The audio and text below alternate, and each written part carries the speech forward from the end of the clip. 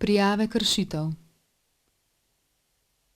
Prijavite kršitev, prijava je lahko tudi anonimna.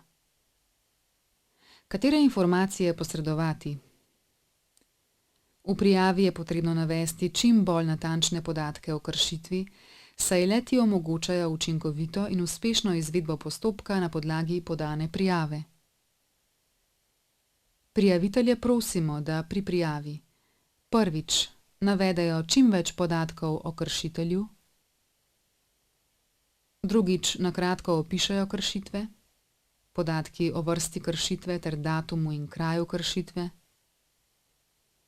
tretjič priložijo morebitna dokazila, ki kažejo na sum storitve kršitve, na primer fotografije, listine, podatke o pričah.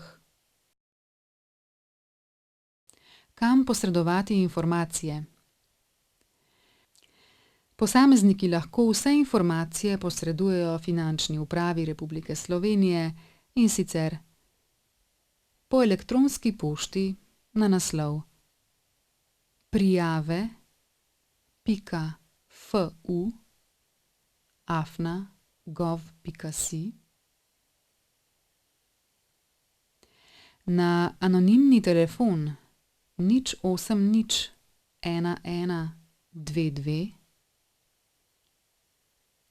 po pošti na naslov Finančni urad Murska Sobota, Slomškova ulica 1, 9001 Murska Sobota.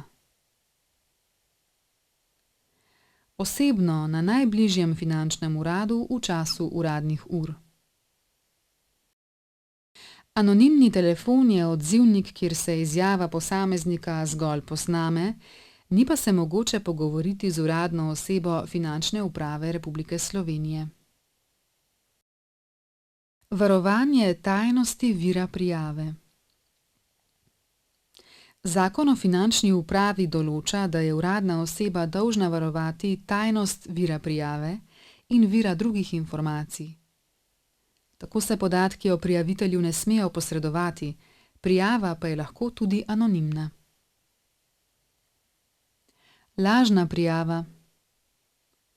Fizična oseba, ki da lažno prijavo, se v skladu z 38. členom Zakona o inšpekcijskem nadzoru kaznuje s 500 evri globe.